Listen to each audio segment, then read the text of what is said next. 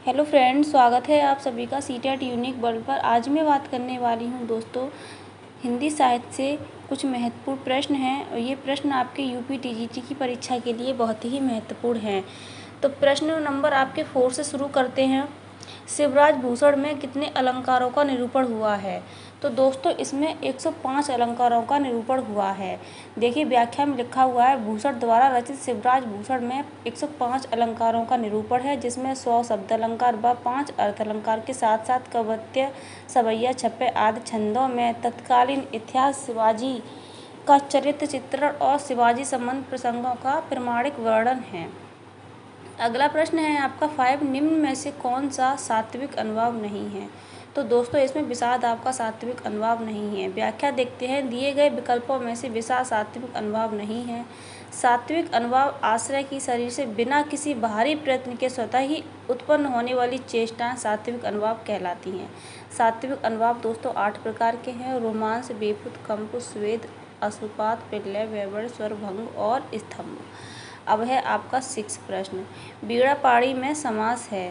दोस्तों बीड़ा पाड़ी में आपके बहुब्रीहि समास होता है। इसमें व्याख्या दे रखी है, दिए गए विकल्पों में से बीड़ा पाड़ी में बहुब्रीहि समास है। बहुब्रीहि समास जिस समास में किसी अन्य पद की प्रधानता होती है वहाँ बहुब्रीहि समास होता है, जैसे बीड़ा पाड़ी यानी कि बीड़ा जिसके वाणी में अर्थात सरस्वती। अगला प्रश्न है आपका 7, नमाज शब्द के योग में विभक्ति होती है। तो दोस्तों इसमें नमाज शब्द के योग में चतुर्थी विभक्ति होती है। अगला प्रश्न है आपका 8, जिस समस्त पद में पूर्व या उत्तर पद की बजाय किसी अन्य अर्थ की प्रधानता होती है उसमें क्या होता है? बताइए दोस्तों, उसमें आपके बहुब्रीहि समास होता है। व्याख्या दे रखी है दोस्तों, जिस समस्त पद में पूर्व या उत्तर पद की बजाय किसी अन्य अर्थ की प्रधानता होती है उसमें बहुब्रीहि समास होता है।